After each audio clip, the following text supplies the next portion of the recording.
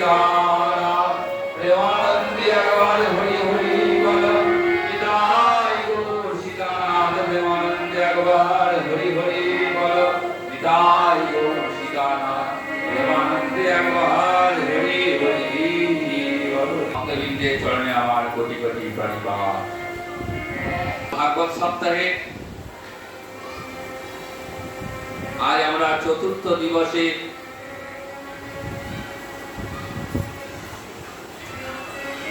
ভাগবতী কথার আস্বাদন করব।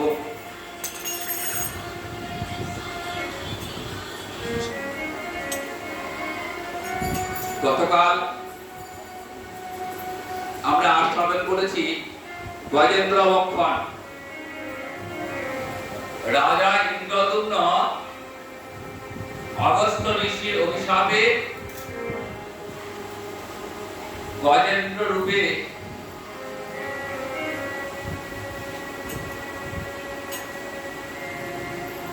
সরোবরে অবস্থানকালে এক কুমিরের দ্বারা আক্রান্ত হয়েছে।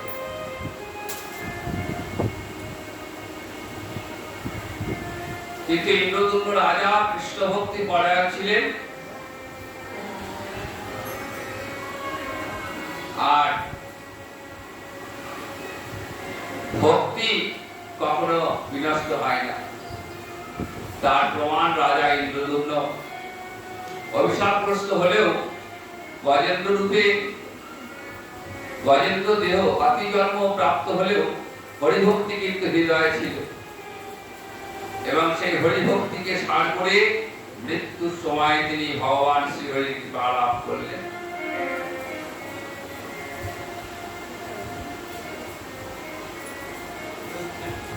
এরপর আমরা দেখব এই অষ্টম অধ্যায়ে রয়েছে অষ্টম স্কন্ধে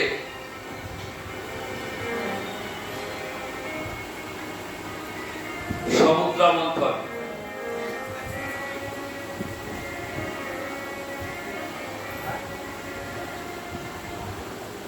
সমুদ্র মন্থন নিয়ে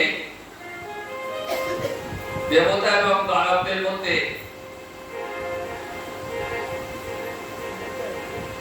সমুদ্র মন্থন করে যে অমৃত উঠে এসেছিল সেই অমৃত কারা নেবে এই নিয়ে দেবতা এবং দানবদের মধ্যে লড়াই শুরু হয়।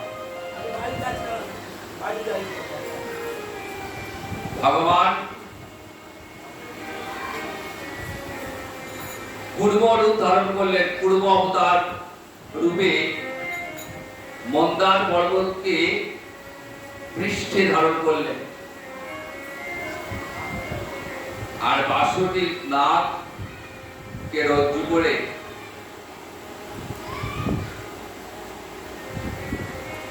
সমুদ্র মন্থন শুরু হয়। সেই সমুদ্র মন্থনের ফলে প্রথমে উঠে এলো সুরভি গাভী। সুরভি গাভীর পর উচ্চৈঃসোমা নামে এক অশ্ব। বলি মহারাজ সেই অশ্বকে গ্রহণ করলেন। এরপর ঐরাবত ৪ দন্ত বিশিষ্ট হাতি, দেবরাজ ইন্দ্র সেই হাতিটি নিলেন। তারপর উঠে এলো কৌস্তুভ মুনি। এই কৌস্তুভ মুনি পদ্মরাগ মণি বলা হয়। এই পদ্মরাগ মণি ভগবান শ্রীহরি ধারণ করলেন। তারপরে এলো পারিজাত বৃক্ষ, নন্দন কাননে স্থাপিত হল। তারপর মহালক্ষ্মী আবির্ভূত হলেন। একের পর এক সমুদ্র মন্থনের ফলে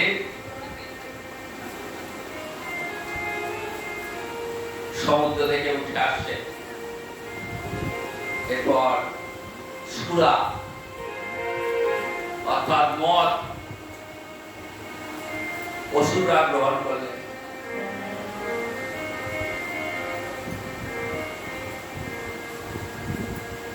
তারপর উঠে এলো অমৃত।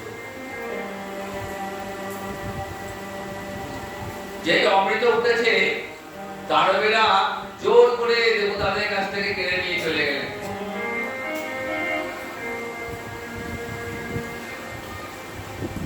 তখন ভগবান মোহিনী রূপ ধারণ করে দেবতাদের দানবদের ছলনা করে সেই অমৃত ফিরিয়ে এনে দেবতাদের দিলেন। দেবতারা যখন সে অমৃত পান করছেন তখন সূর্য আর চন্দ্রের মাঝে রাহু ছদ্মবেশ ধারণ করে অমৃত পান করতে শুরু করেছে। তখন সূর্য চন্দ্র রাহুর রূপটা প্রকাশ করে দিই, সঙ্গে সঙ্গে ভগবান শ্রীহরি তার মুন্ড ছেড়ে ফেললেন। কিন্তু মুখ দিয়ে অমৃত পান করেছিলেন তাই মুন্ডটা অমর হয়ে রয়েছে।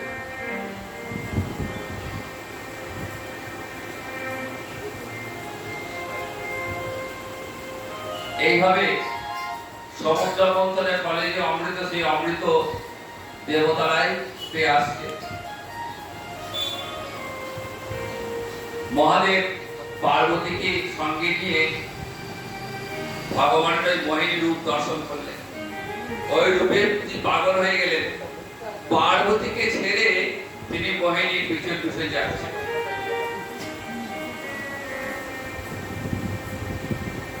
ভগবান শ্রীহরি মহাদেবকে ছলনা করে এড়িয়ে গেলেন, কিন্তু মহাদেব ছাড়বেন না, পিছন নিয়েছেন। কিছু দূর যাওয়ার পর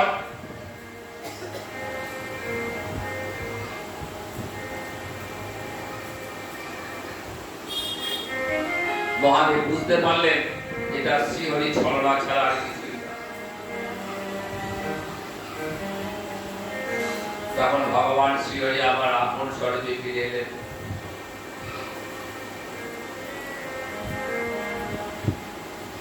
মহাদেবের সঙ্গে শ্রীহরির সাক্ষাৎ ঘটল। অনন্তর শিব বিষ্ণুকে সম্ভাষণ প্রদক্ষিণ করে পার্বতী সেই স্বধামে গমন করলেন। রাজন শুনতে বলছেন, অনন্তর শঙ্কর ভবানীকে প্রীতির সহিত বললেন, হে দেবী, জন্ম জীবিকার শূন্য পুরুষোত্তম বিষ্ণুর মায়া তুমি দর্শন করিয়াছ। যে মায়া দ্বারা বশীভূত হইয়া আমি অংশ সময়ের মধ্যে শ্রেষ্ঠ হইয়াও মোহিত হইলাম। শিব বলছেন যে আমি বিষ্ণুর অংশভূত হয়েও আমি ভগবান শ্রীহরির মায়ায় মোহিত হয়ে গেলাম। ইনি হলেন সেই সাক্ষাৎ পরম পুরুষ বিষ্ণু। কাল সর্বত্র প্রকাশ করতে সক্ষম হইলেও ভগবান শ্রীহরির সামনে তিনি প্রকাশ করতে পারেননি, প্রবেশ করতে পারলেন না। সকল বিষয় জানিয়াও বেদ ইহাকে জানিতে পারেন না, অর্থাৎ তিনি বেদেরও অগোচর। সুখদেব বলছেন, হে মহারাজ, অনন্তর অন্যান্য মনুগণের কথা সংক্ষেপে বর্ণনা করছি। বৈবস্বত মন্বন্তরে সপ্তম মনু রাজত্ব চলছে। 10 জন পুত্র ছিলেন বৈবস্বত মন্বন্তরে। বিবস্বানের পুত্র শান্তদেব, ইনি ছিলেন সপ্তম মনু। এনার গর্ভে এনার 10 পুত্র। এই সপ্তম মন্বন্তরে কশ্যপের ঔরসে অদিতির গর্ভে দেবগণের কনিষ্ঠ বামণ্ড ঋষি ভগবান অবতীর্ণ হলেন। মহারাজ পরীক্ষিত জিজ্ঞাসা করছেন সুখদেবকে, হে মুনিবর, ভগবান শ্রীহরি বামণ্ড ধারণ করে কেন বলি মহারাজকে ছলনা করলেন? সুখদেব বলছেন, শুনুন মহারাজ,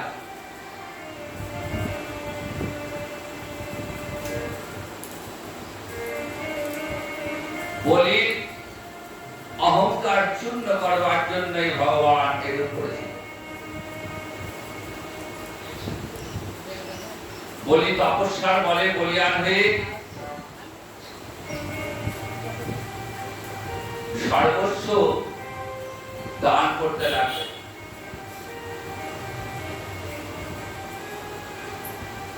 কিন্তু সব কিছুর একটা সীমা থাকা দরকার। সীমা ছাড়া হয়ে গেলে তখনই তার পতন ঘটে। অতি দর্পে হতা লঙ্কা, অতি মানে চ কৌরব, অতি দানে বলির বদ্ধা, সর্বং অত্যন্তং গর্বিতম। রাবণের খুব অহংকার ছিল, সেই রাবণের অহংকারের জন্য লঙ্কার পতন হয়ে গেল। কৌরবদের মান, এই মানের অতিরিক্ত মানের কারণে কৌরবদের পতন হয়ে গেল। আর অতি দানে বলির বদ্ধা, বলি দান করতে করতে সীমা ছাড়িয়ে গেছিলেন, কাকে দান করছেন সেই বোধটা হারিয়ে ফেলেছিলেন।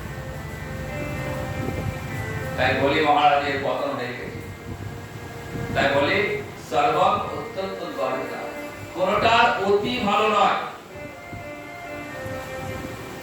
কোন কিছুর অতি হলে তার পরিণাম সেটা ভালো হয় না। তা সেই বলি মহারাজ কে ছিলেন?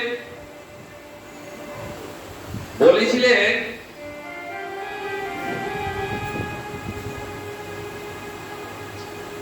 সপ্তম মন্বন্তরে কশ্যপের ঔরসে অদিতির গর্ভে দেবগণের পরিষ্ঠ বামণ্ডপী ভগবান অবতীর্ণ হলেন। কশ্যপ এবং অদিতি বিশ্বজিৎ নামে একটা যজ্ঞ করেছেন, সেই যজ্ঞে তিনি ত্রিভুবন জয়ী হয়েছেন। বড় অহংকার, স্বর্গ থেকে দেবতাদের তাড়িয়ে দিয়েছেন।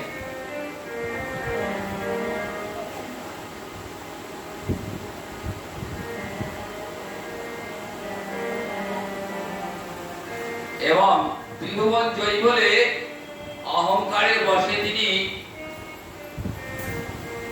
দুহাত ভরে দান দিচ্ছে।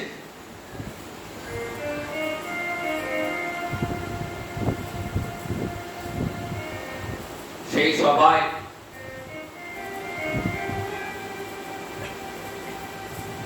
বলির দর্প নাশ করবার জন্য বামণ্ডপে ভগবান এলেন।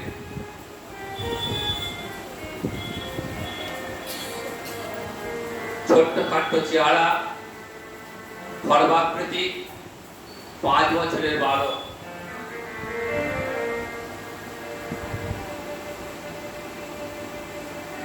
বলি মহারাজের সভায় এসছেন।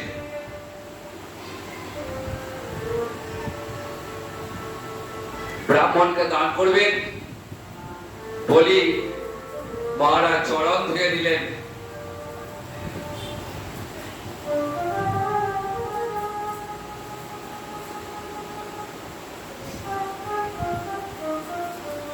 বলছেন বলুন আপনার কি দরকার, আপনি কি চান বলুন, আজ আপনি যা চাইবেন আপনাকে আমি তাই দেব। বলি বলছেন যে আমি তো ব্রাহ্মণ, আমি অল্পেতেই তুষ্ট। আমার এই যে চরণ দেখছে, ছোট্ট ছোট্ট চরণ দেখিয়েছেন, সেই চরণ দেখিয়ে বলছেন এই চরণের মাপে 3 পদ ভূমি আমার দরকার। বলি মহারাজ হাসছেন, বলছেন ওরে বালক, তোমার বয়সটা নিতান্তই ছোট, অল্প বয়স তো, তাই বুদ্ধি কম, ওইটুকু ভূমি নিয়ে কি হবে?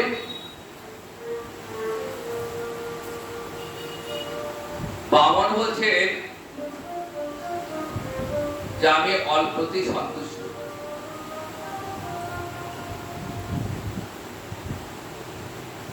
জগতে যার ঐশ্বর্য নিয়ে যার আশা মেটে না অল্পেতে, তার আশা কোনোদিনই পূরণ হয় না। আমি যথেচ্ছা লাভে সন্তুষ্ট। বলি মহারাজ দান দেবার জন্য প্রস্তুত।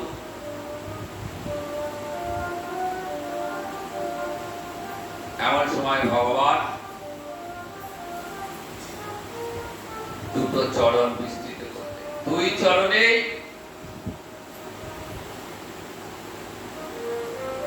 ত্রিভুবন অধিকার করে নিয়েছে।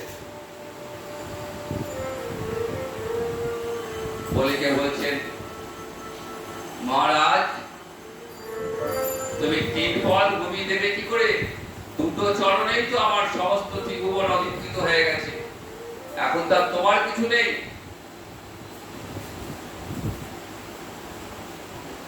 বলি মহারাজের গুরুদেব শুক্রাচার্য দানের পূর্বে বারণ করেছিলেন যে দেখো,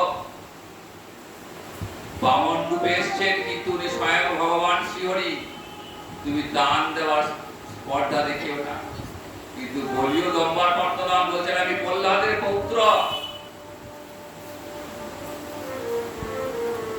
আমি যখন অঙ্গীকার করেছি দান দেব,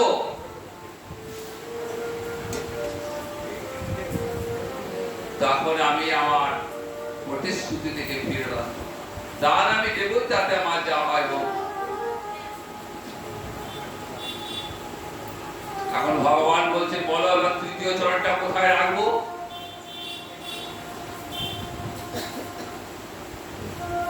বলি মহারাজ মস্তক পেতে দিয়েছে। বলছেন সত্যই তো আমার আর রাখার জায়গা নেই, দেওয়ার কিছু নেই, কিন্তু থাকার মধ্যে শুধু আমার এই দেহটা রয়েছে। তাই প্রভু আমার এই মস্তকে তোমার চরণ দিতে দাও।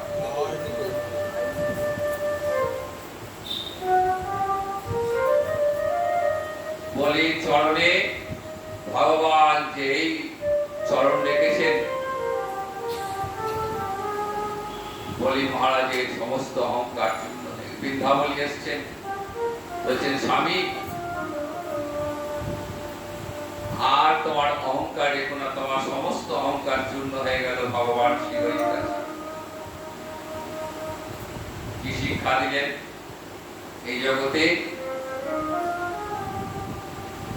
আমরা আমার আমার আমার বলে যা বলি, এই জগতে কোনো কিছুই আমার নয়।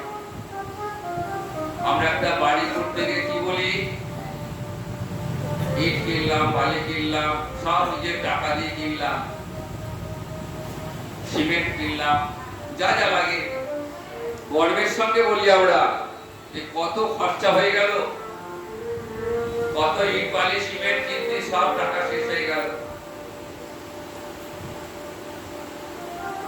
একটু ভাববেন, যে ইটটা দিয়ে আপনার বাড়িটা তৈরি হয়েছে, সেই ইটটা কি সত্যি আপনি কিনেছেন?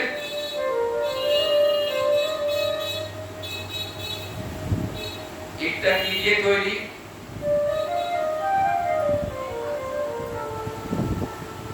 মাটি দিয়ে তৈরি। মাটিটা কার? পঞ্চভূতের বিকার, তৃতীয় পতেজ মনুদ্বম। প্রকৃতির দান, প্রকৃতি কার অধীন? ভগবানের অধীন। তাহলে মাটি কার? ভগবানের। আর মাটির থেকে ইট তৈরি, ইট হচ্ছে ভগবানের। অথচ আমরা বলি আমি কিনলাম, এটা আমারই। গঙ্গার পক্ষ থেকে, নদী পক্ষ থেকে বালি আহরণ করেছি, আমি কিনেছি, এই বালি আমার। কোনটাই আমার নয়,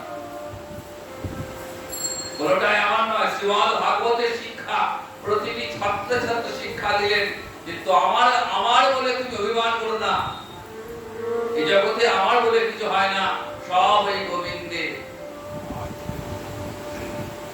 তোমার যা কিছু কর্ম, তোমার যা কিছু ধর্ম, সব এই গোবিন্দ চরণে সমর্পণ করে দাও।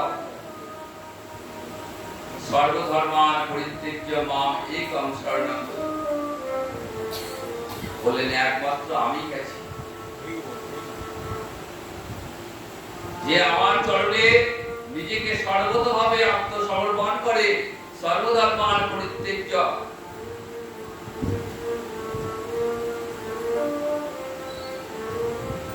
সর্বতভাবে আত্মসমর্পণ করাই হচ্ছে গোবিন্দ চরণে শরণাগতি। এই শরণাগতি আসলে আর জীবকে পিছন ফিরে তাকাতে হয় না।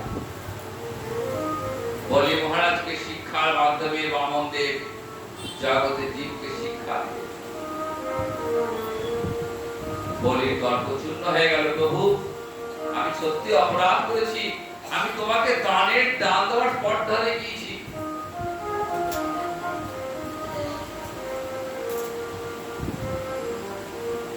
কি পেলেন বিনিময়ে? গোবিন্দের চরণ লাভ করলেন। ব্রহ্মাদি বন্দিত চরণ, যে চরণ পাওয়ার জন্য লক্ষ্মী দেবী বিল্লবনে তপস্যা করছে, আর সেই গোবিন্দ বন্দিত চরণ, সেই ব্রহ্মা বন্দিত চরণ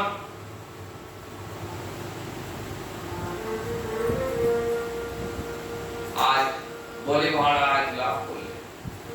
কেন? বলি জন্মগ্রহণ করেছিলেন ভক্ত বংশে। ভক্ত বংশে জন্মগ্রহণ করলে তার উত্তর পুরুষ পূর্বপুরুষ সব উদ্ধার লাভ হয়ে যায়।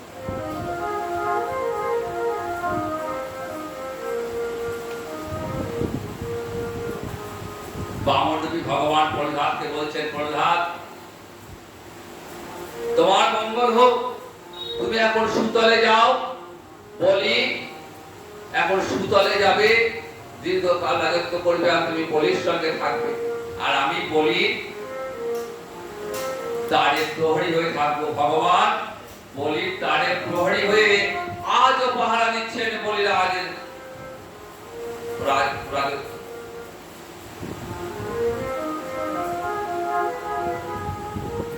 এরপর মহারাজ পরীক্ষিত মৎস্যাবতারের এই কথা শুনতে চাইলেন সুখদেবের কাছে।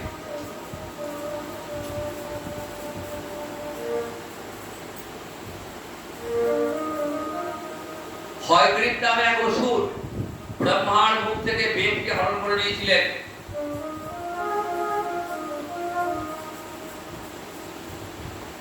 তখন ব্রহ্মা বিষ্ণু শরণাপন্ন হন। বেদকে উদ্ধার করবার জন্য ভগবান একটি মৎস্যরূপে অবতীর্ণ হলেন।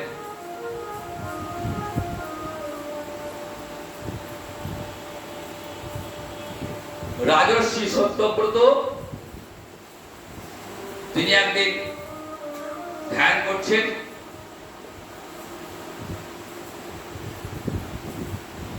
তখন এই মৎস্যটি ছোট্ট রূপ ধারণ করে এলেন সত্যব্রতের কাছে। বলছেন, মহারাজ হে রাজর্ষি,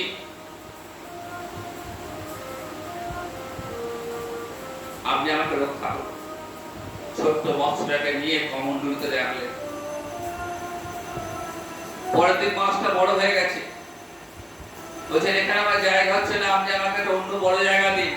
একটা কলসি দিলেন সত্যব্রত। আমার পরের দিন সেই কলসি ধরছে না, এত বড় হয়ে গেল মাছটা। বলছেন, আমাকে একটু সরবরে রাখুন। সরবরে দিলেন, সেখানে সরবরে হচ্ছে না, সরোবর থেকে বড় হ্রদে নিলেন। সত্যব্রত মুনি বলছেন, আচ্ছা সত্যি করে বলুন তো আপনি কে? তখন ভগবান শিবরে বলছেন, আমি স্বয়ং ভগবান। আগামী 7 দিনের মধ্যে পৃথিবীতে প্রলয় উপস্থিত হবে।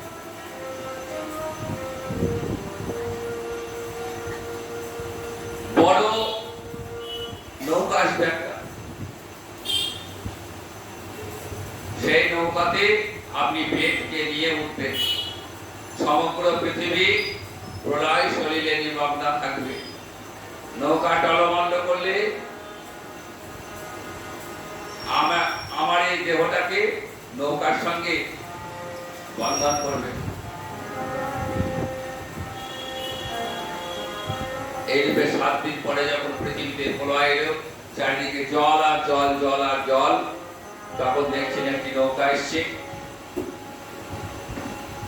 সেই নৌকায় উঠেছেন সত্যব্রত। বাসুকীনাথকে রজ্জু করে ওই মৎস্যের সঙ্গে নৌকাটিকে বেঁধে সত্যব্রত মুনি বেদকে রক্ষা করলেন। পরবর্তীকালে সত্যব্রত মুনি বৈবস্বত মনু হয়েছেন। রাজর্ষি সত্যব্রত এবং মৎস্য রূপধারী শিয়রের মহৎ চরিত্র শ্রবণ করলে জীবের পাপ মুক্তি হয়। এরপর আমরা নবম স্কন্ধে প্রবেশ করব। ওম নমো ভগবতে বাসুদেবায়। অম্বরীশা তারণঞ্চৈব পরৌষধারং মোক্ষপ্তয়াং লঙ্কাদগ্ধ হনুমত্ত রাম রামনানিধনাম। এরপর মহারাজ পরীক্ষিত ইক্ষ্বাকু বংশের বিপত্তিগণের বংশ শ্রবণ করার ইচ্ছা প্রকাশ করলেন। তখন সুখদেব বলছেন, মহারাজ আমি খুব সংক্ষেপে মনুর বংশ কথা বলছি, তুমি শ্রবণ করো। এই মনুর বংশে এলেন সত্যব্রত, যিনি সপ্তম মনু। পৃথিবীর ভার শাসনভার গ্রহণ করে অতি সুশৃঙ্খল ভাবে শাসন কার্য পরিচালনা করলেন। এই সত্যব্রতের পত্নী ছিলেন সত্যা। সত্যব্রত চেয়েছিলেন তার একটি পুত্র হোক, কিন্তু শ্রদ্ধা কন্যা প্রার্থনা করেছিলেন এবং যথারীতি কন্যা লাভ হওয়ার পর সত্যব্রত পুত্র কামনায় ভগবান শ্রীহরির কাছে প্রার্থনা করলেন, স্তব করলেন। তস্मै কামবরং ভগবান হরিশ্বরম দদামি লাভং তেন সুদুম্না পুরুষোত্তম। ভগবান শ্রীহরি সত্যব্রত মুনির স্তবে তুষ্ট হয়ে তার অভিলাষ পূর্ণ করলেন। খুব সুন্দর কাহিনী। মনুর কন্যা ইলা সুদুম্ন নামক পুরুষে পরিণত হলেন। কেমন করে হলেন না, ইলা একদিন একটা বনে ভ্রমণ করছিলেন, আর সেই বনে মহাদেব এবং পার্বতী বিরাজ করছিলেন।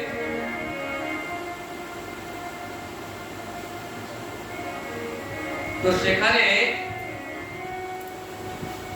ইলা প্রবেশ করায়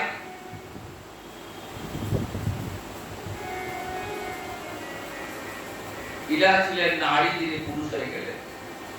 ওই বনের অভিশাপ ছিল মহাদেবের যে এই বনে যে প্রবেশ করবে সে বিপরীত অবস্থা লাভ করবে।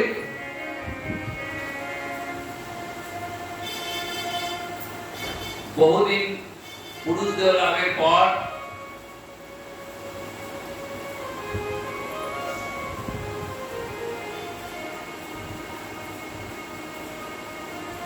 বশিষ্ঠ মুনির কাছে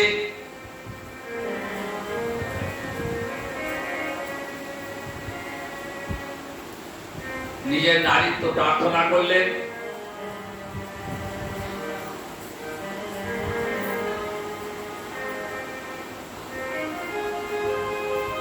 নারীত্ব থেকে নারী হলে নারী থেকে পুরুষ হওয়া বাসনা করলেন।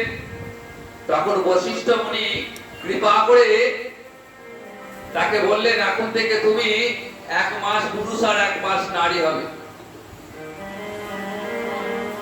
পুরুষ দেহে 1 মাস রাজত্ব করতেন, আবার নারী দেহে 1 মাস বনে বনে বিহার করতেন। দীর্ঘদিন এইভাবে গত হলে পুত্র পুরুরবার হাতে রাজ্য অর্পণ করে বনে গমন করলেন। বৈবস্বত মনুর পুত্র সুদ্যুম্ন বনে গমন করলে ভগবান শ্রীহরি আরাধনা করে ইক্ষ্বাকু, নিগো, সঞ্জাদিষ্ট, পরশুরেশ্বর, পুষ্যত্র, নবক এবং কবি এই 10 জন পুত্র লাভ করলেন। অতঃপর মনুপুত্র সঞ্জাদির কাহিনী বর্ণনা করলেন।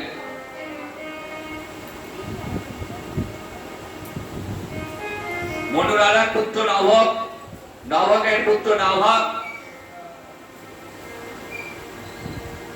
আর এই নাভাগের পুত্র হলেন মহারাজ অম্বরীশ। পিতা কৃষ্ণ ভক্তি পরায়ণ ছিলেন, তাই অম্বরীশ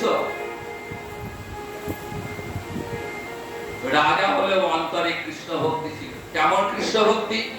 সবাই মনা কৃষ্ণ মালার বিন্দায় পচাংশি বৈকুণ্ঠ গুণানুবর্ণনে করেও হরের মন্দির মার্জনাদিষু শ্রুতিং চক্রাচিত সৎকথোদয়ে। তত্ত্বজ্ঞ মহারাজ অম্বরীশ অনাসক্ত ভাবে রাজত্ব করতেন, কারণ তিনি জানতেন এই ধন ঐশ্বর্য সম্পদ একদিন না একদিন বিনাশ হবেই।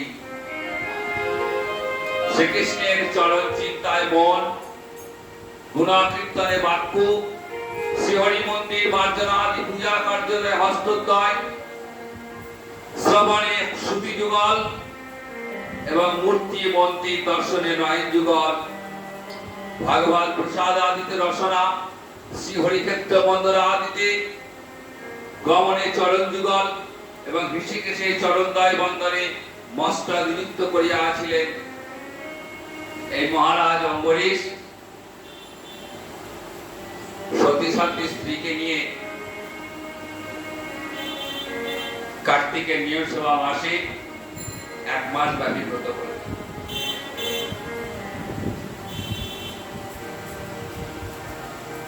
ভগবান যুগে যুগে তার ভক্তকে রক্ষা করেন, এটা ভগবান গীতায় কথা দিয়েছেন।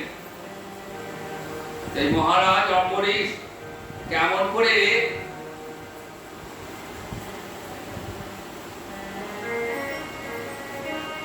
সেই কৃপা লাভ করেছেন দেখুন। অন্তরটা কৃষ্ণ ভক্তিতে পরিপূর্ণ। নিয়ম সেবা ব্রত উদযাপন করে দ্বাদশীতে ব্রাহ্মণ বৈষ্ণব ভোজন করাবেন। ঋষি দুর্বাসা এসেছেন।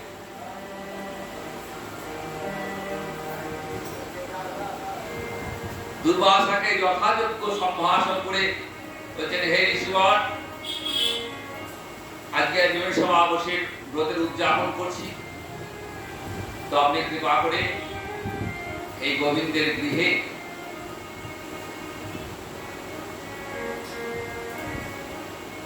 ভোজন করবেন।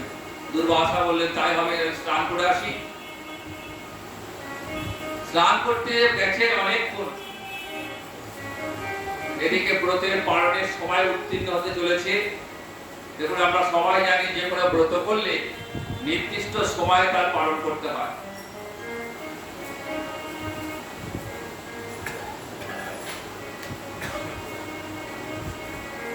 সময় উত্তীর্ণ হয়ে যাচ্ছে, এদিকে দুর্বাসা ঋষি আসছেন না।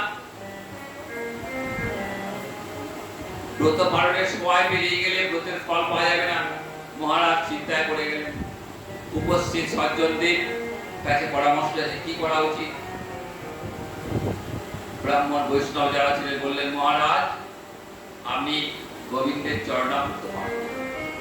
চরণামৃত পানে উপবাস ভঙ্গ হবে না,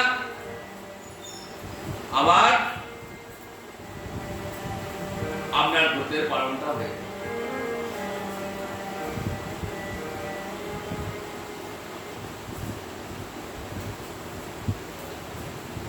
চরণামৃত যেই পান করেছেন, দুর্বাসা কিন্তু জানতে পেরেছেন যে মহারাজ অম্বরীশ আমাকে না খাই নিজে খেয়ে ছুটতে ছুটতে আসছে।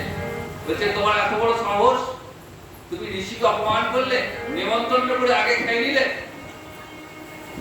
দুর্বাসা খুব ক্রোধী ছিলেন, একটুতে রেগে যেতেন। জটা থেকে একটা কেস ছিঁড়ে মাটিতে ছুঁড়ে ফেলে দিয়েছে। সঙ্গে সঙ্গে একটা কৃত্যা, জ্বলন্ত কৃত্যা অগ্নি দুর্বাস মহারাজ অম্বরীশকে আক্রমণ। অম্বরীশ দেখছেন সামনে স্বয়ং মৃত্যু। অম্বরীশে কিন্তু অকুত ভয়, মৃত্যু দেখে ভয় পেলেন না।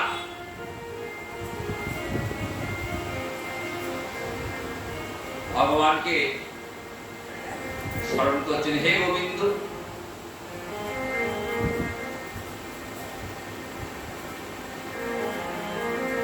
মৃত্যুর পূর্বে যেন তোমার চরণে আশ্রয় পাই, তুমি কৃপা করো। এই কথা যে বলেছেন না, ভগবান সঙ্গে সঙ্গে ছুটতে ছুটতে আসে, সুদর্শন চক্রকে পাঠিয়ে দিলেন। ভক্তকে রক্ষা করতে হবে তো।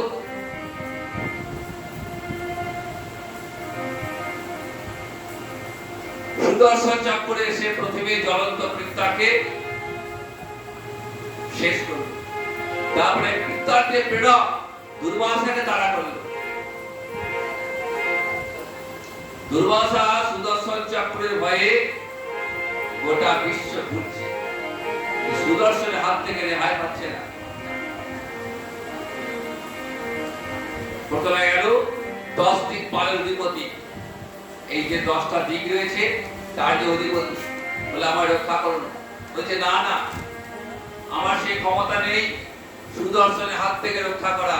আর আপনি বৈষ্ণব অপরাধী, বিষ্ণু ভক্ত চরণে অপরাধ করেছেন না, আপনি ব্রহ্মার কাছে যান। ব্রহ্মার কাছে গেলেন, ব্রহ্মা বলছেন আমার ক্ষমতা নেই, চক্রকে আটকাবার ক্ষমতা আমার নেই, সেই ক্ষমতা আমায় বিষ্ণু দেননি। আর তুমি বৈষ্ণব চরণে অপরাধ করেছো, একমাত্র স্বয়ং বিষ্ণু ছাড়া, ভগবান ছাড়া কেউ তোমার রক্ষা করতে পারে। মহাদেবের কাছে গেলেন, সেই মহাদেব একই কথা বললেন। অগত্যা ভগবান শ্রীহরি চরণে শরণাপন্ন হয়েছে। প্রভু বলছেন দেখো, তুমি তো বৈষ্ণব অপরাধ করেছো, যে বৈষ্ণবের চরণে অপরাধ করেছো তার কাছেই তোমাকে গিয়ে তোমার অপরাধে ক্ষমা চাইতে হবে, তিনি ক্ষমা করলে তবে। ধরুন বৈষ্ণব অপরাধ কত বড় অপরাধ দেখুন, স্বয়ং ভগবানও রক্ষা করতে পারলেন না। মহারাজ অম্বরীশের কাছে ফিরে এসেছেন, 1 বছর ধরে চলছে, মহারাজ অম্বরীশ অভুক্ত রয়েছেন। অম্বরীশকে বলছেন মহারাজ, কৃষ্ণ ভক্তের যে এত শক্তি আমি জানতাম না, একমাত্র তুমিই পারো আমাকে এই সুদর্শনের হাতে রক্ষা করতে। কৃষ্ণ ভক্ত তো অভিমানী হয় না,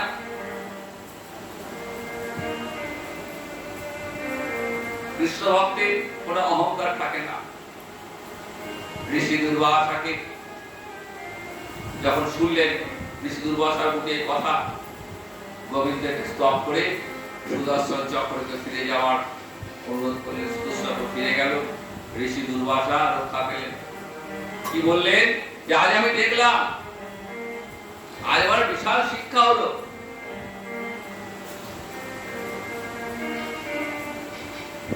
কৃষ্ণ ভক্ত বৈষ্ণব, বৈষ্ণবের যে কোনো অহংকার থাকে না। আমি তোমায় পুড়িয়ে মারতে গেছিলাম, আর বিনিময়ে তুমি আমাকে সুদর্শন হাতে রক্ষা করলে। মহারাজ তোমার চরণে আমার প্রণাম। মহারাজ অমৃত বলছি, আপনি ব্রাহ্মণ, আমার চরণে হাত দেবেন, আমি এখনো অভুক্ত, আপনাকে না খাই আমি সেবা করব না। দুর্বাসার অহংকার নষ্ট হলো।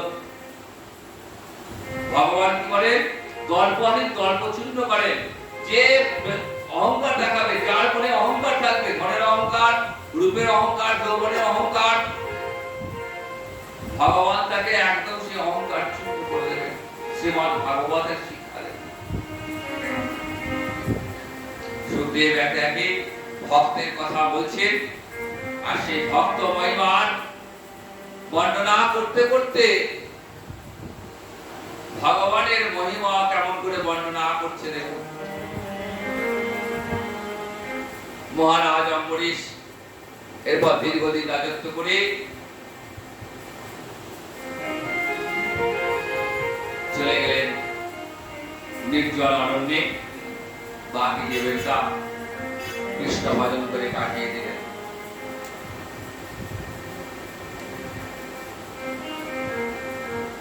এরপর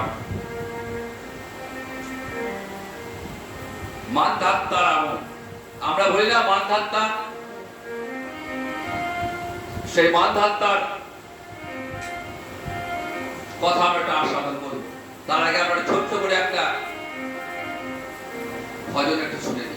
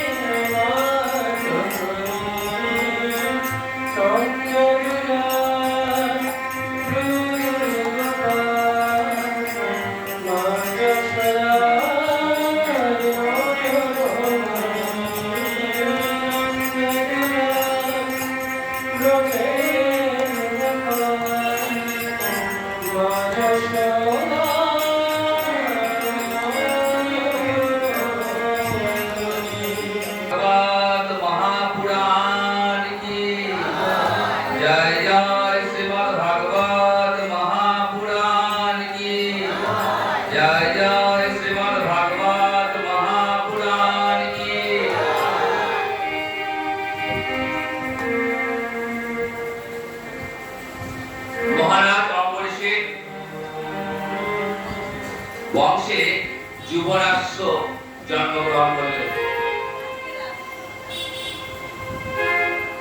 যুবরাশ্বের কোনো সন্তান ছিল না। সন্তান কামনায় তিনি ইন্দ্র দৈবত যজ্ঞের অনুষ্ঠান করলেন। রাত্রিকালে তৃষ্ণার্ত রাজা তার পত্নীকে জল দান করবার জন্য যে মন্ত্রপুত জল ছিল সেই জলটা পান করে দিল। এত জল পিপাসা পেয়েছিল, যেটা স্ত্রীকে দেওয়ার কথা ছিল সেটা নিজেই খেয়ে ফেলল তৃষ্ণায়। এবং সে মন্ত্রপুত জল পান করার ফলে যুবরাশ্ব নিজে গর্ভবতী হলেন এবং যুবরাশ্বের দক্ষিণ মুখী ভেদ করে এক রাজলক্ষ্মণ যুক্ত পুত্রের জন্ম হলো, যার নাম মানধাত্তা। আমরা আজ বলি মানধাত্তা রাবণ।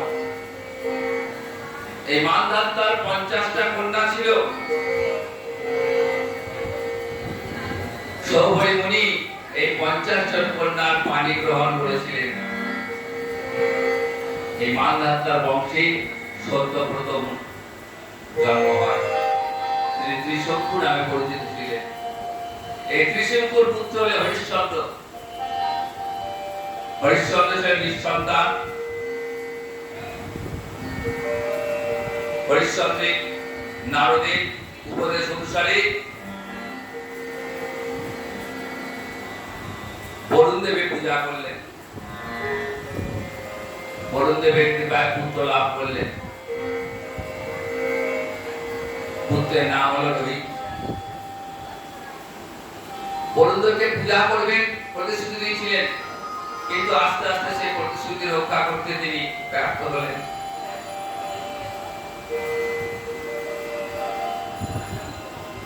এর ফলে তিনি রোগগ্রস্ত হয়ে পড়লেন। যে মহারাজ হরিশ্চন্দ্র বরুণের যজ্ঞ করবার জন্য যখন নিজের পুত্রকে কাছে পেলেন না, পুত্র বনে চলে গেছে, শুনেছে যে বরুণদেবের কাছে আমাকে উৎসর্গ করবে, বরুণের যজ্ঞ করবার জন্য পুত্রকে না পেয়ে ব্রাহ্মণ আর্যিকর্তের নিকট থেকে একটি পুত্র প্রার্থনা করলেন। সেই পুত্রকে যথাবিধি যজ্ঞে আহুতি দান করে পূর্ব প্রতিশ্রুতি পালন করে রোগ মুক্ত হলেন। এরপর সুদমণি ভগীরথের গঙ্গা আয়নার বৃত্তান্ত বর্ণনা করছেন। সুখদেব বলছেন, হে রাজন, এই হরিশ্চন্দ্রের বংশে সকল রাজার উৎপত্তি। সকল রাজার ৬০,০০০ পুত্র কপিল দেবের কোপে ভস্মীভূত হয়ে গেছিলেন। মহারাজ পরীক্ষিত সেই ভগীরথের গঙ্গা আয়নার বৃত্তান্ত বর্ণনা করছেন। সকল রাজার ৬০,০০০ পুত্র ভস্মীভূত হয়ে যাওয়ার পর বংশের অংশমান কপিল মুনির আশ্রমে গিয়ে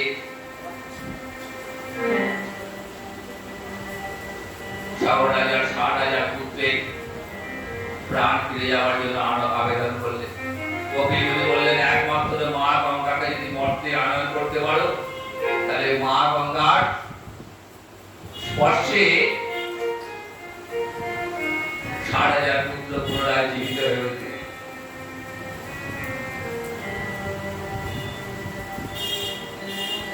অংশমানের পুত্র দিলীপ, তিনি পারলেন না। দিলীপের পুত্র ভগীরথ মা গঙ্গাকে স্তুতি করে মর্তে নিয়ে এসেছিলেন।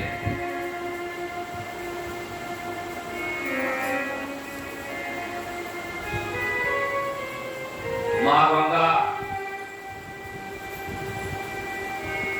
মর্তে আসার আগে ভগীরথকে বললেন, দেখো, আমার বেগ সংবরণ করার জন্য কাউকে নিযুক্ত করে, নালে কিন্তু পাতালে প্রবেশ করে যাব। তখন ভগীরথ মহাদেবের স্তুতি করে মহাদেবের জটায় গঙ্গাকে আটকালেন। শিহরি চরণচ্যুত হয়ে মহাদেবের মস্তকে মা গঙ্গা রইলেন। আচার্য শঙ্কর এই মা গঙ্গার খুব সুন্দর স্তব করেছেন। দেবী সুরেশ্বরী ভগবতী গঙ্গে ত্রিভুবন তারিণী তরল তরঙ্গে। দেবী সুরেশ্বরী ভগবতী গঙ্গে ত্রিভুবন তারিণী শঙ্কর মৌলি নিবাসিনী বিমলে মমমতি রাস্তাঙ্গা বপত কমলে। দেবী সুরে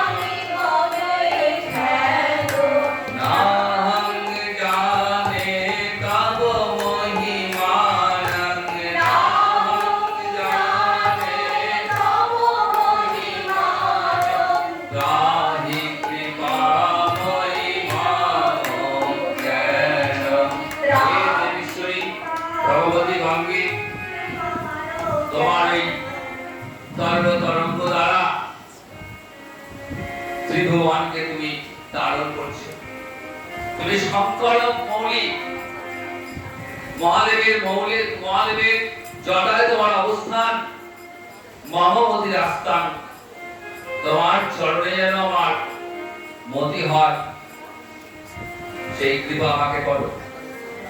ভাগীরথী সুখ দায়িনী মাতো,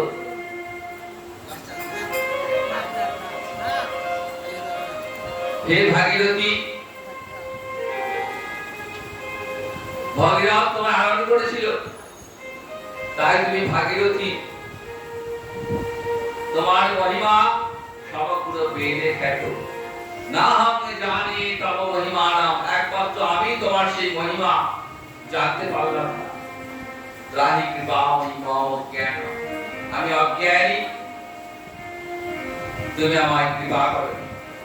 হরিপাদ পদ্ম তরণিনী গঙ্গে, হিম বিধু মুক্তা ধবল তরঙ্গে, দুই গুরু মম দুষ্কৃতি তারণ, গুরু কৃপয়া ভব সাগর পারণ। তব জলম অবলং যেন নিবিতং, পরম পদং খলু তেন গৃহীতং। মাত্র গঙ্গে তৈল ভক্ত, কিরতং দ্রষ্টুম ন যমশক্ত। শুভ্র তরঙ্গাযুক্ত গঙ্গে, আমার দুষ্কর্মের ভার তুমি দূর করে দাও। কৃপাপূর্বক আমায় ভব সাগর থেকে উদ্ধার করো। পতিত উদ্ধারিণী জাহ্নবী গঙ্গে, খণ্ডিত গিরিবর মণ্ডিত ভঙ্গে, বিশ্ব জননী খলু মুনিবর কন্যে, পতিত নিবারিণী ত্রিভুবন ধন্যে। হে পতিত উদ্ধারিণী জাহ্নবী, তুমি খণ্ডিত গিরিবরের দ্বারা মণ্ডিত তরঙ্গ শালিনী বিশ্ব জননী জন্ম কন্যা, তুমি পতিত নিবারিণী কন্যা, তুমি ত্রিভুবনে ধন্যা। শঙ্করাচার্য এইভাবে মা গঙ্গাকে খুব সুন্দর স্তব করেছেন। ভগীরথ মা গঙ্গাকে স্তবে তুষ্ট করে মর্তে নিয়ে এলেন। ভগীরথ আগে আগে শঙ্খধ্বনি করতে করতে চলেছেন, আর পিছনে পিছনে আসছেন মা গঙ্গা। কোথায় এলেন? গঙ্গা যেখানে সাগরে মিলিত, সেই গঙ্গা সাগরে কপিল মুনির আশ্রমে পাঁচ দিন হয়ে গেলেন। মা গঙ্গার পরশে সকল রাজার ৭,০০০ পুত্র মুক্তি লাভ করলেন। বর্ষী ভূতঙ্গ সঙ্গীন সজতা সরলাত্মজা,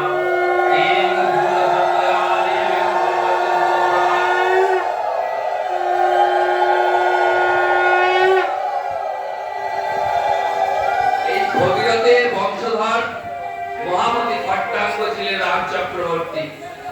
খট্টাঙ্গের পুত্র দীর্ঘবাহু, তার পুত্র রঘু, রঘুর পুত্র অজ, অজর পুত্র অযোধ্যার অধিপতি দশরথ। দশরথের ৪ পুত্র, রাম লক্ষ্মণ ভরত শত্রুঘ্ন। সেই রামায়ণের কাহিনী আমরা কম বেশি সকলেই জানি, সেই প্রসঙ্গে যাব না। এরপর মহারাজ পরীক্ষিত চন্দ্রবংশের কথা জানতে চাইলেন। এই চন্দ্রবংশের রাজা ছিলেন যমদগ্নি। যমদগ্নির পুত্র হলেন পরশুরাম, যিনি ২১ বার পৃথিবীকে নিক্ষত্রিয় করেছিলেন।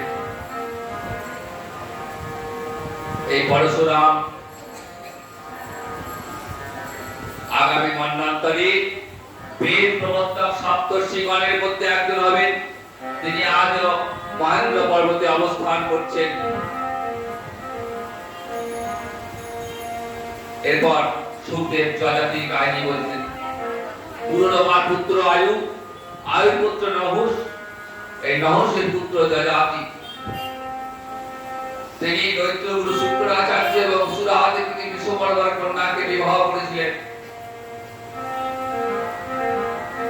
মহারাজ পরীক্ষিত জিজ্ঞাসা করছেন, হে গুরু, শুক্রাচার্য ব্রাহ্মণ আর নহুষ যজাতি ক্ষত্রিয়, তাহলে কেমন করে এই অসবর্ণ বিবাহ হলো? আমার শুনতে বড় ইচ্ছা করছে। শুকদেব বলছেন যে একবার, খুব সুন্দর কাহিনী, একবার বৃষপর্বার কন্যা শর্মিষ্ঠা সহচরী পরিবৃতা হয়ে গুরুকন্যা দেবজাতির সহিত একটা সরোবরে স্নান করছিলেন। সরোবরের তীরে বস্ত্র রেখে স্নান করছেন। স্নান সেরে উঠে আসার সময় ভুল করে গুরুকন্যা শর্মিষ্ঠা বসনটা করে ফেলেছে। তাই দেখে দেবযানী অত্যন্ত রেগে গেলেন। বলে, তোর এত বড় সাহস, তুই আমার বসন পরিধান করেছিস? শর্মিষ্ঠা ক্ষমা চাইল যে সত্যি ভুল হয়ে গেছে, আমার নিজের অজ্ঞানতার কারণে করে ফেলেছি, আমি ক্ষমা প্রার্থনা করছি। কিন্তু শুক্রাচার্য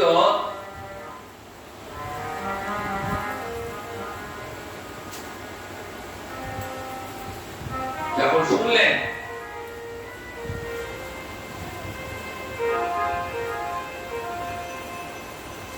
তখন অত্যন্ত ক্রুদ্ধ হলেন।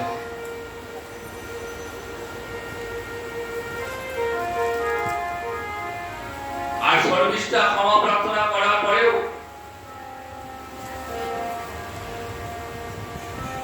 বহু তিরস্কার করল। তখন দেবযানী শর্মিষ্ঠা কি করলেন, দেবযানীকে একটা কূপের মধ্যে ফেলে রেখে চলে এলেন। জয়জাতি গিয়ে দেবযানীকে উদ্ধার করে আনলেন। তার পরিচয় জেনে তার গিয়ে ফিরিয়ে দিলেন। আর শুক্রাচার্য জানতে পারলেন যে এই কাজটা করেছে শর্মিষ্ঠা, তাকে বললেন, তুই আজ থেকে দেবযানীর দাসী হয়ে থাকবি। জয়জাতির সঙ্গে দেবযানী বিবাহ হলো। আর দাসবৃত্তি করার জন্য শর্মিষ্ঠাকেও যেতে হলো। কিন্তু শুক্রাচার্য বারবার বারণ করে দিয়েছিল যে যাচ্ছ কিন্তু আমার মেয়ের সঙ্গে, কিন্তু যেন খবরদার আমি তোমায় কখনো জয়জাতির সঙ্গে এক শয্যায় দেখতে না পাই। শর্মিষ্ঠা সেটা অক্ষরে অক্ষরে পালন করত।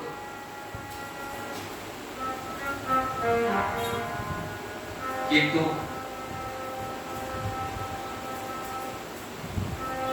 দিন যায়, আস্তে আস্তে দেবযানী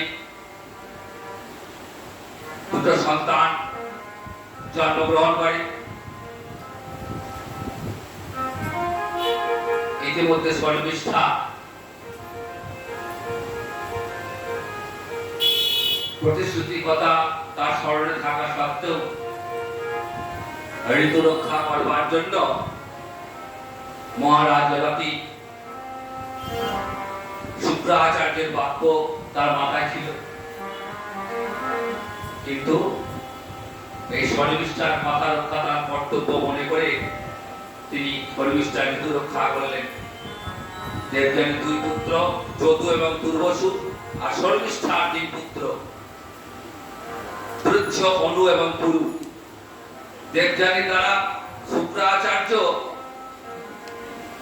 এটা জানতে পেরে জয়জাতিকে জরাগ্রস্ত অভিশাপ দিলেন, তুমি জরাগ্রস্ত হবে, তুমি আমার কথা অমান্য করেছো।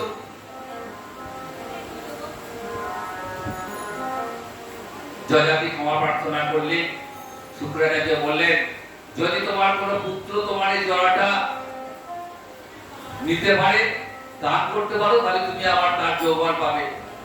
তখন জয়জাতি তার পুত্রদের মধ্যে জরাটা নেবার জন্য অনুরোধ করলেন। কেউ নিতে রাজি হলো না। একমাত্র ছোট পুত্র বললে, ঠিক আছে, আমার যৌবন তোমায় দিচ্ছি পিতা। পুত্রের যৌবন নিয়ে দীর্ঘকাল তিনি রাজত্ব করলেন। তারপর একদিন মনের মধ্যে খেদ জন্মালো, ছি ছি, আমি কি করলাম? সামান্য লালসা বসে, কামনার বসে আমার সারা জীবনটাকে নিজের মনে খেদ জন্মালো। নিজের জড়টা পুনরায় ছেলের কাছ থেকে নিলেন, ছেলেকে যৌবন ফিরিয়ে দিয়ে জয়জাতি চলে গেলেন।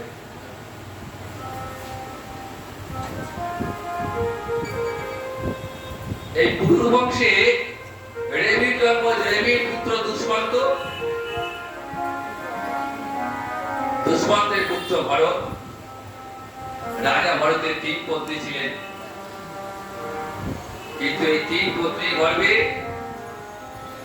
অনেকগুলি পুত্র জন্ম হয়, কিন্তু কোন পুত্র রাজার মনোমত হয়নি।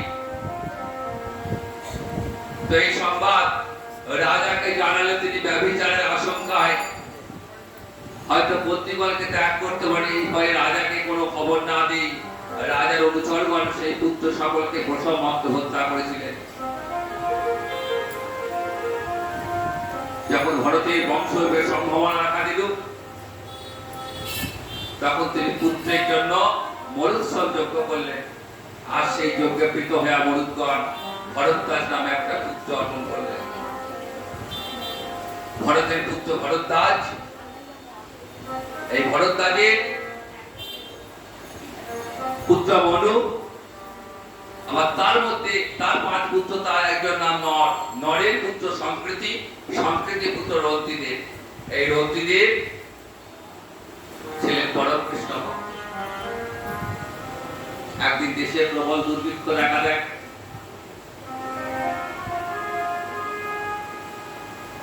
এমন দুর্ভিক্ষ, সেই দুর্ভিক্ষের ফলে সারা দেশে হাহাকার লেগে গেল, কারোর ঘরে খাবার নেই। তারা 49 দিন উপবাস থাকার পর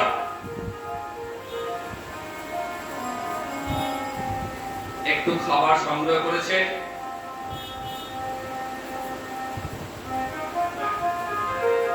রাজা পরিবারের সকলকে নিয়ে খেতে বসবেন, এমন সময় ব্রাহ্মণ এলেন, বললেন আমি ক্ষুধার্ত, আমায় খাবার দিন। রন্তিদেব তার ভাগে খাবারটা দিয়ে দিলেন। ব্রাহ্মণকে উপবাসী রাখবেন না। ব্রাহ্মণ দুষ্ট হলেন। তারপর যখন আবার ভোজনে বসবেন, তখন দেখছেন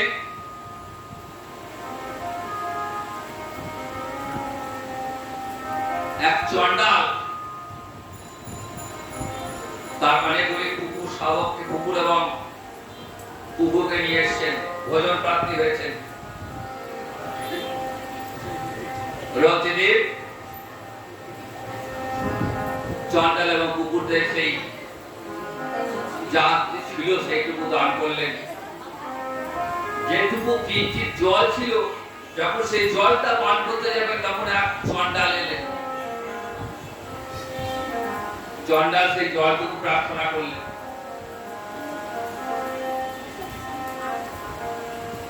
অবশেষে জলটাও দিয়ে দিলেন।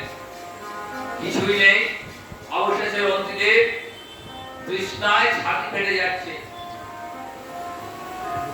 প্রাণ ত্যাগ করবেন।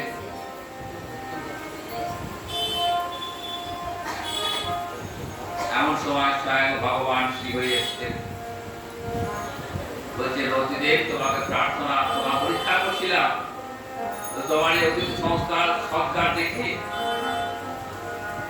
তুষ্ট হয়েছি। তুমি কি চাও বলো। রন্তিদেব ভগবান শ্রী হরির চরণে প্রণাম করে বলছেন, প্রভু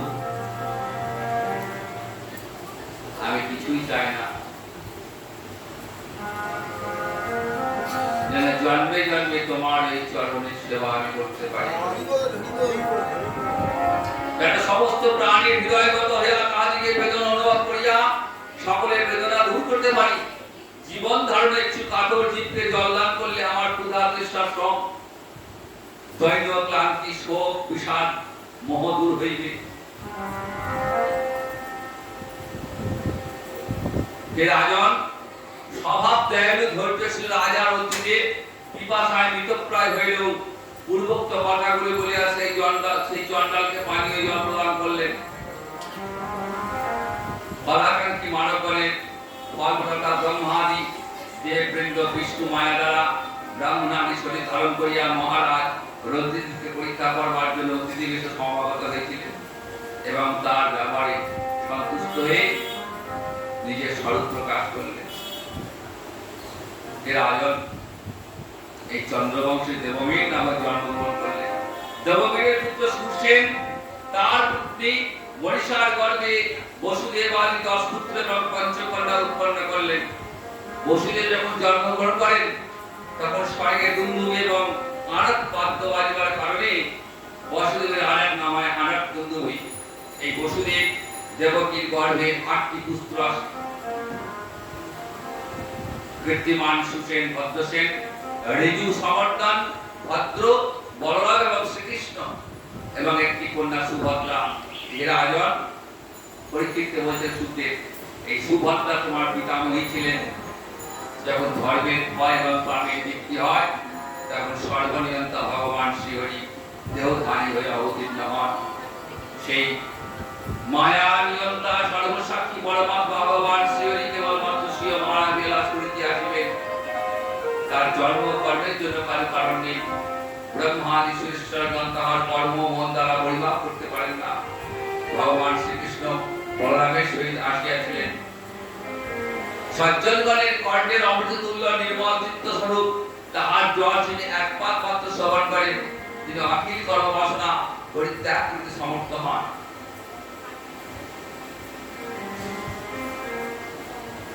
নবম স্কন্ধে সমাপ্ত হয়েছে। এখানে শ্রীমদ্ ভাগবতে দশম স্কন্ধে লোকপালক ভগবান শ্রীহরি আসছেন। বসুদেব দেবকীর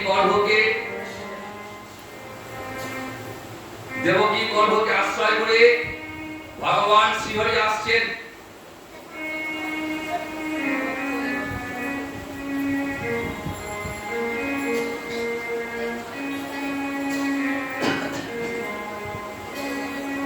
যখন কংসের কারাগারকে আলোকিত করে দেবকীর গর্ভকে আশ্রয় করে ভগবান শ্রীহরি আসছেন, ব্রহ্মাদিদের গণ অদ্ভুত অপূর্ব স্তব করেছিলেন।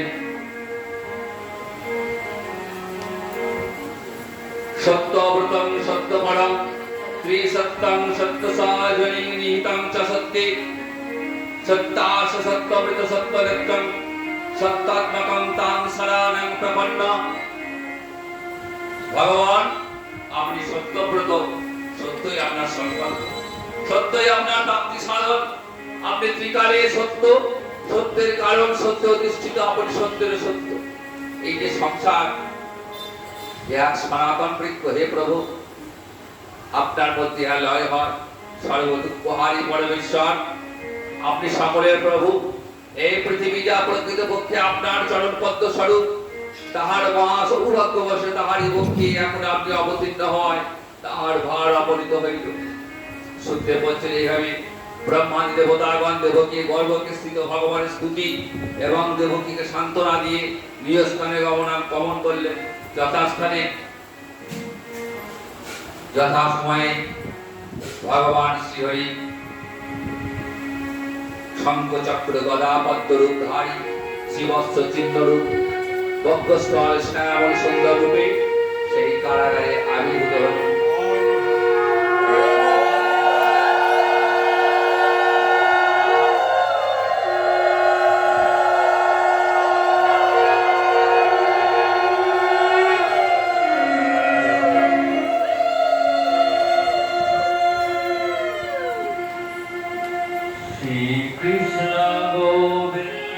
Hare Murari, He Nath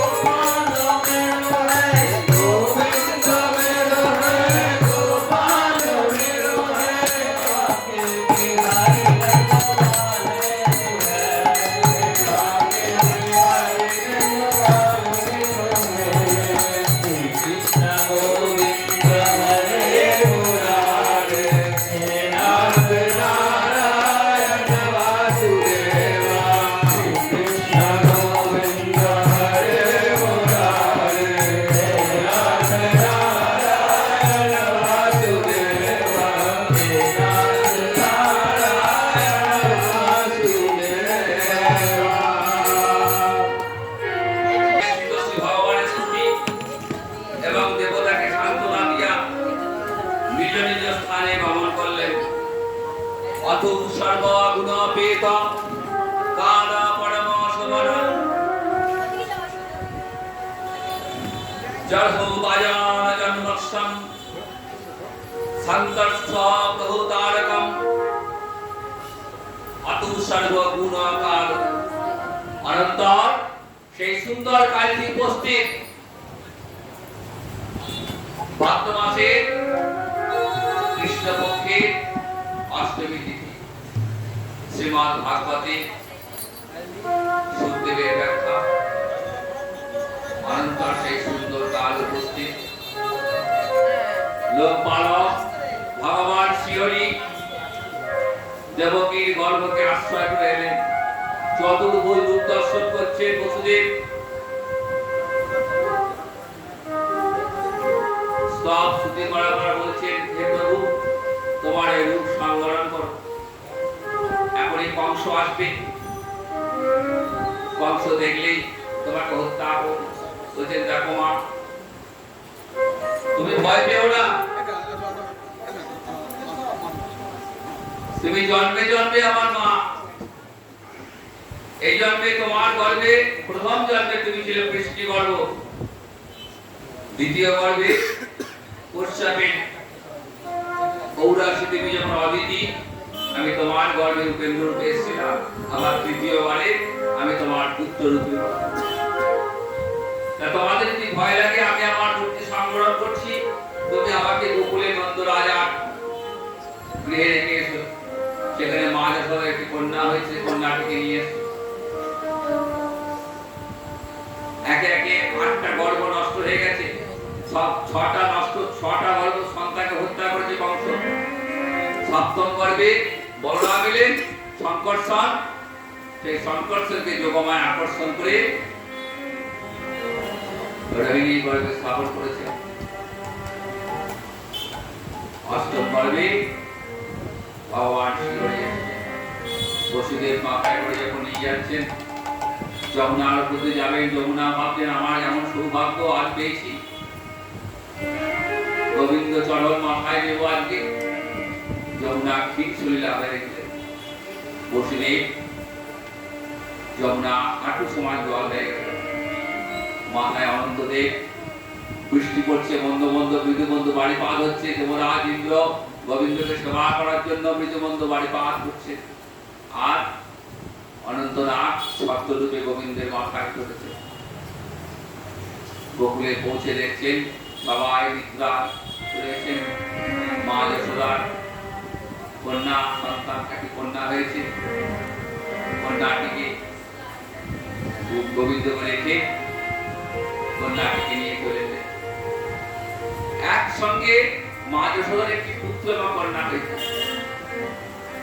অনেকে মনে করেন যে গোপাল শুধু দেবকীর গর্ভজাত তা কিন্তু নয় দেবকীর গর্ভকে আশ্রয় করে একই সঙ্গে যশোদা এবং দেবকীর গর্ভে একই সঙ্গে অবতীর্ণ হয়েছিলেন যখন দেবকী নন্দন যশোদার ঘরে গেলেন ওই দেবকী নন্দন যশোদা নন্দনে মিলিত হয়ে গেলেন প্রসব যন্ত্রণায় দেবকী যশোদা মা জানতেই পারেন কন্যাটিকে নিয়ে চলে এলেন কারাগার যেমনকার তেমনি কারাগার বন্ধ হয়ে গেল দেবকী বসুদেবের হস্ত পদ শৃঙ্খলিত হয়ে গেল এতক্ষণ মায়ের প্রায় প্রহরীরা নির্মিত ছিল যেই প্রবেশ করেছেন সঙ্গে সঙ্গে জেগে গেছে কংসকে খবর দিয়েছে কংস ছুটতে ছুটতে আসছে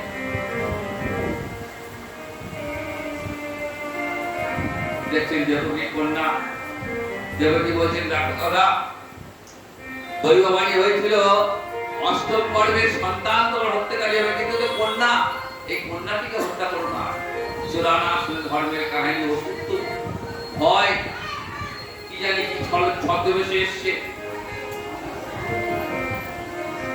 জোর করে কেড়ে নিয়ে যেই তুলে আছাড় মেরেছেন না সঙ্গে সঙ্গে ওই কন্যা যোগমায়ের রূপ ধারণ করে উঠে গেল হচ্ছে মূর্খ কংস দুরাচারী কংস তোর হত্যাকারী তো অন্য কোথাও জন্মেছে তোমারে বুঝিবে যে গোকুলে বাড়িতেছে।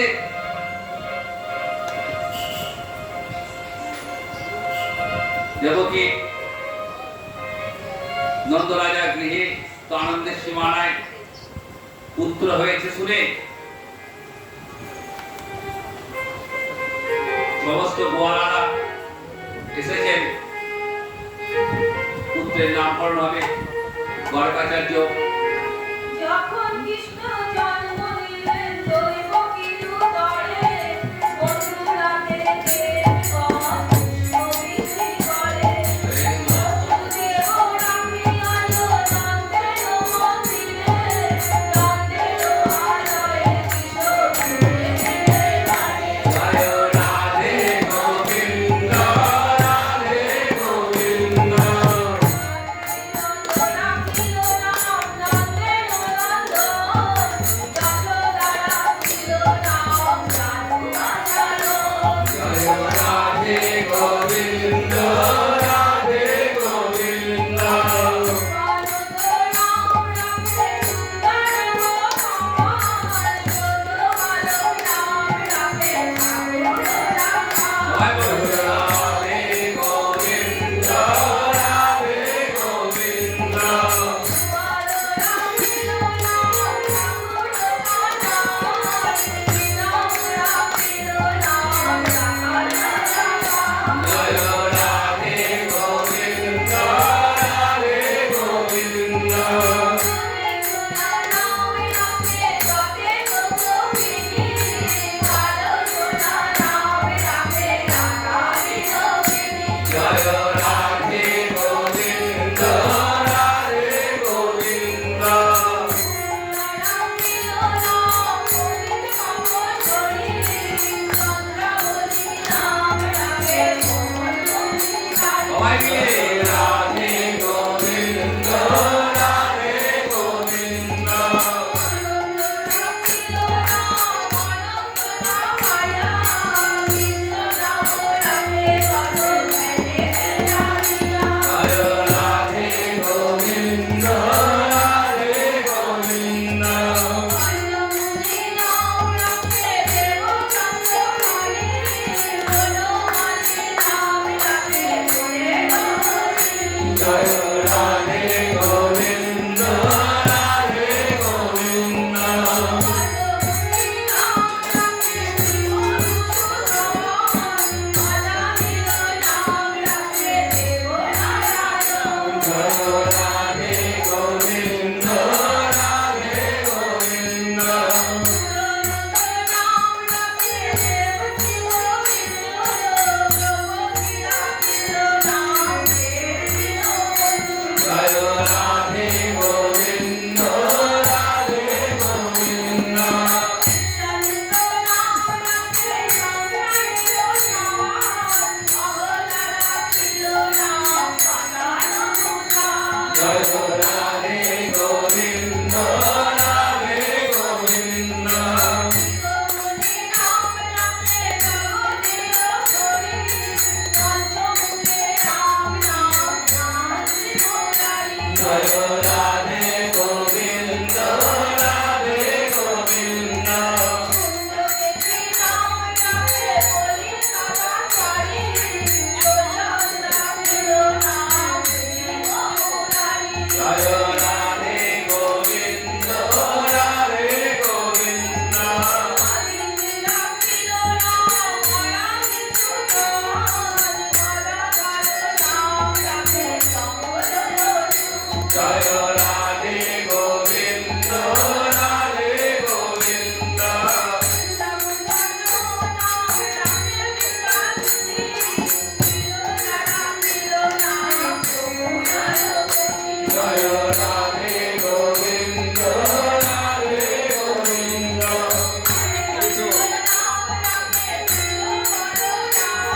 হে রাধে গোবিন্দ, রাধে গোবিন্দ।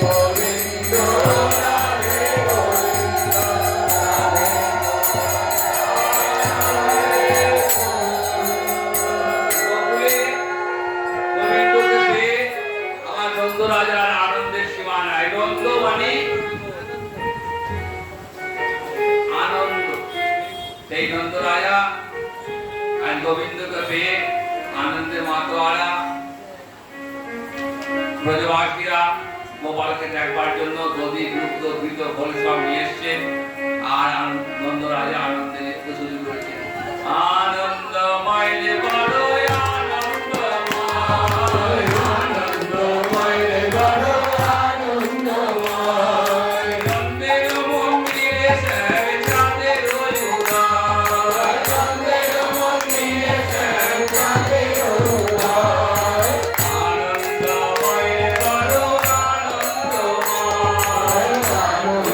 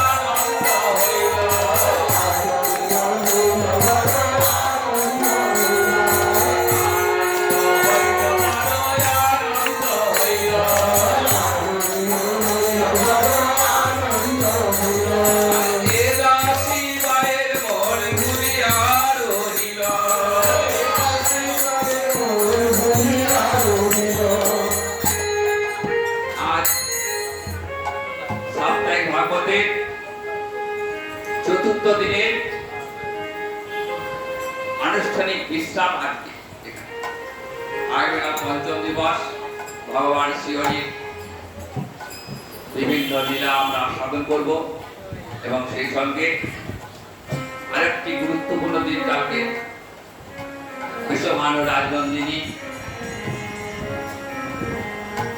রাধারানীর আবির্ভাব তিথি। কাল কৃষ্ণ লীলা আস্বাদন, আবার সেই সঙ্গে রাধারানীর আবির্ভাব আস্বাদন, দুটো একসঙ্গে কাল হবে। কালকে খুব গুরুত্বপূর্ণ দিন, সকাল সকাল আসবেন, না হলে আস্বাদনটা ঠিক হবে না।